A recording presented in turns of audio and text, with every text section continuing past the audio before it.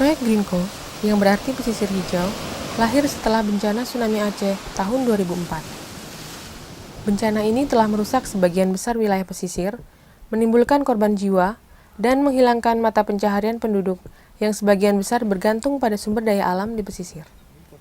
Wetlands International bersama WWF Belanda berinisiatif untuk melakukan rehabilitasi dan rekonstruksi wilayah pesisir tersebut dengan tetap memegang prinsip-prinsip pengelolaan sumber daya alam berkelanjutan.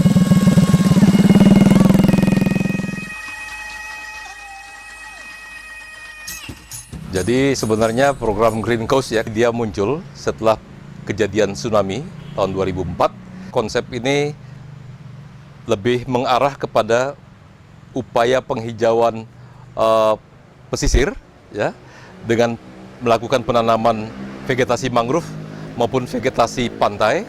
Kita melibatkan masyarakat mulai dari pengadaan benih, kemudian sampai penanaman bibit dan pemeliharaannya. Mereka bertanggung jawab ya untuk merawat itu ya. Di sisi lain kita berikan mereka juga semacam dana hibah yang dapat digunakan untuk menciptakan alternatif mata pencaharian. Kalau mereka tidak berhasil mencapai 75% dari komitmen mereka untuk menanam bibit, mereka diwajibkan untuk mengembalikan dana itu secara proporsional.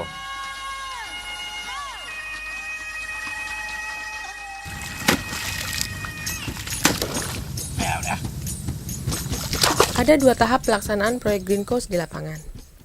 Green Coast 1 difokuskan pada penilaian kerusakan kawasan, rehabilitasi kawasan lewat penanaman mangrove dan tanaman pantai, serta pengembangan mata pencaharian masyarakat. Untuk Green Coast 2, lebih difokuskan pada penjagaan tanaman yang sudah mulai tumbuh dan penjagaan terhadap pengelolaan sumber daya alam itu sendiri.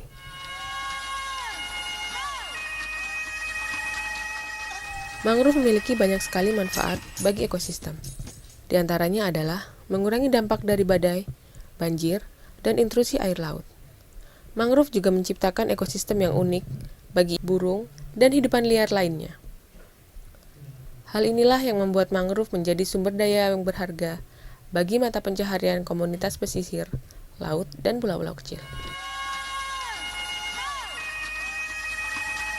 Green Coast berupaya mendorong adanya payung hukum yang memproteksi kawasan pesisir Aceh, terutama menyangkut proteksi ekologis. Kerja-kerja kebijakan yang dilakukan melalui Green Coast antara lain, analisis terhadap peraturan-peraturan seputar pesisir, dan penyusunan rancangan peraturan daerah atau kanun mengenai pesisir, laut, dan pulau-pulau kecil.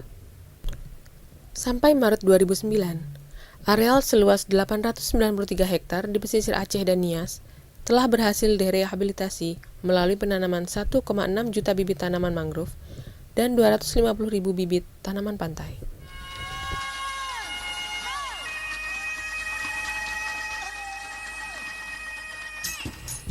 Secara keseluruhan, proyek Green Coast banyak menuai keberhasilan di lapangan.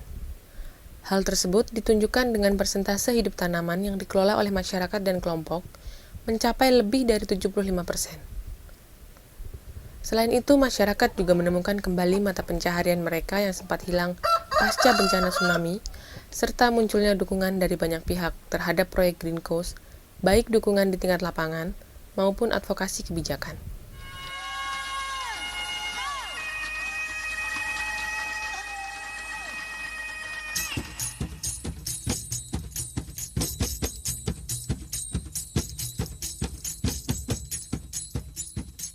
Yang penting kita harus terlibat masyarakat. Mangrove udah bagus, cemara udah bagus. Sejak ada tanaman mangrove yang kita tanam itu udah banyak sekali, udah banyak kembali itu ikan-ikan kecil. Memulihkan kami, Pak. Tujuan Green Coast itu.